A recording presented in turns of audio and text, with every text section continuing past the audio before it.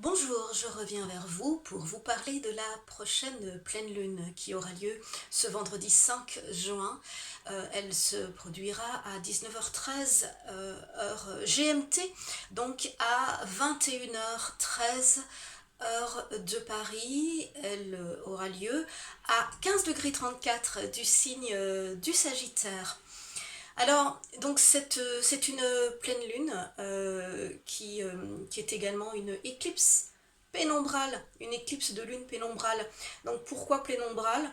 Donc tout simplement, lors d'une éclipse de lune, la lune se trouve dans la zone d'ombre de la Terre, et ici, elle ne sera pas dans la zone d'ombre, mais dans la zone de pénombre. Donc on appelle ça une éclipse pénombrale. Au niveau astrologique, on la traite comme une éclipse de lune. Et une éclipse de lune, on la traite comment? Eh bien, un petit peu, on la considère un peu comme une pleine lune un peu plus marquante, un peu plus forte dans les énergies. Voilà.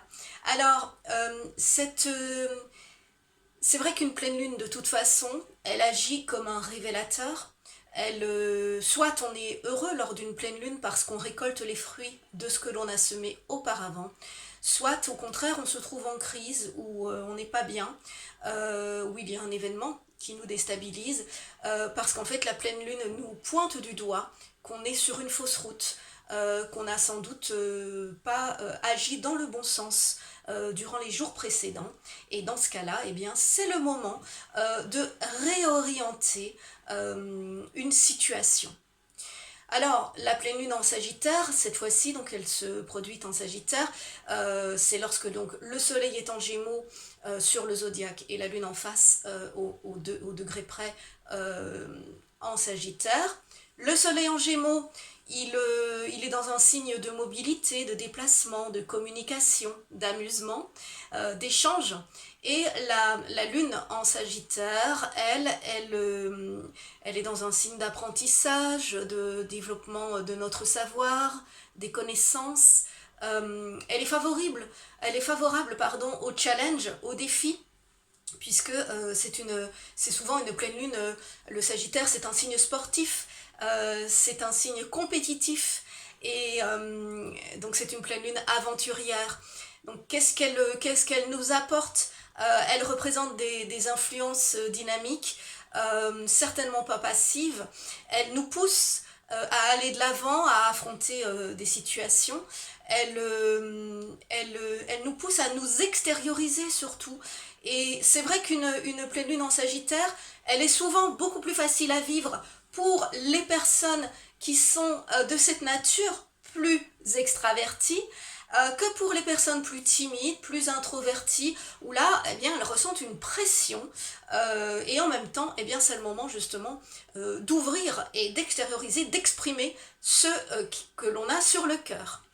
Alors, quoi d'autre à part ce côté action, communication, démarche? C'est vrai que cette pleine lune, elle peut également être favorable pour la poursuite de nos démarches, voire la clôture de certains documents. Euh, Par contre, quand on regarde le ciel qui est de ce 5 juin, lors de la pleine lune, eh bien, on s'aperçoit qu'il y a un autre côté de cette lune, un côté dont il faut parler quand même. C'est le Soleil qui se trouve en Gémeaux est conjoint à Vénus. Donc on a une paire de planètes là, la conjonction Soleil-Vénus en Gémeaux. Et cette conjonction, elle est carrée, donc mal reliée, à à Mars et à Neptune en Poisson. Donc on a deux paires de planètes qui sont carrées, mal reliées entre elles, qui sont sous tension. Alors qu'est-ce que ça peut donner? C'est vrai que ça saute aux yeux quand même dans ce ciel, donc on doit en parler, même si il n'est pas nécessaire de s'arrêter sur toutes les planètes de ce thème de pleine lune, sinon on se perd dans l'interprétation, mais ici il faut quand même le noter.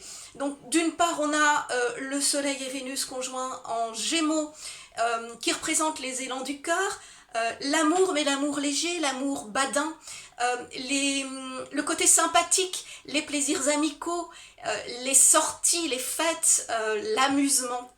Et d'autre part, on a Mars et Neptune en Poisson qui représentent l'excès, puisque Neptune, il donne, il est en Poisson, donc il a une énorme influence sur Mars qui se noie un peu. Et donc on est dans l'excès, on est dans l'emballement, on est dans le manque de limites dans les actes, puisque Mars c'est la planète d'action. Donc ici on n'a plus de limites dans ces actes, on ne se contrôle plus vraiment. Et on est dans l'enthousiasme exagéré, on est dans un besoin d'évasion, mais un besoin d'évasion extrême, et surtout peut-être dans tous les sens du terme, et en tout cas dans une surémotivité, une émotivité envahissante.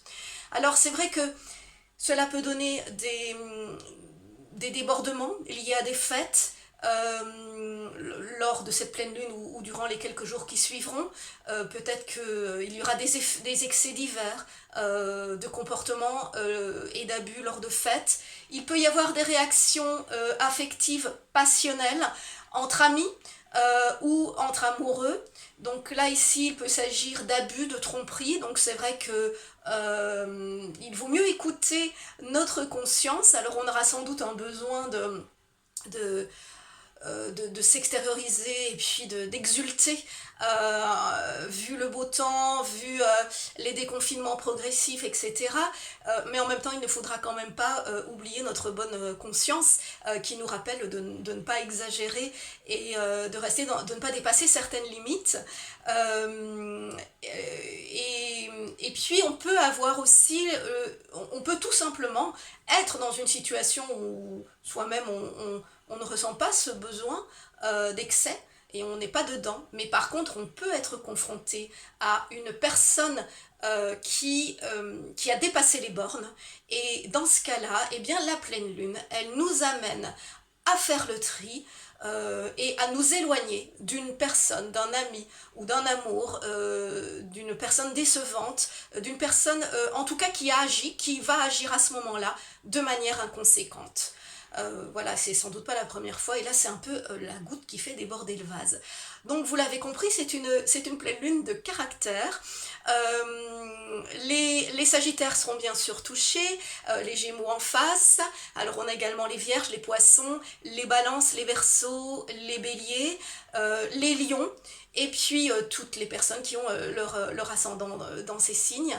Et bien sûr, si cela dépend également de l'endroit où la pleine lune va se positionner dans votre thème natal, si vous avez l'occasion d'aller voir et de faire votre carte du ciel, vous pourrez observer dans quel secteur de vie eh bien, cette pleine lune va se produire. Mais en tout cas, gardez le côté positif des choses, et je vous donne rendez-vous pour un prochain descriptif de lune. Pour la prochaine, cette fois ce sera dans une quinzaine de jours, ce sera la nouvelle lune. À bientôt!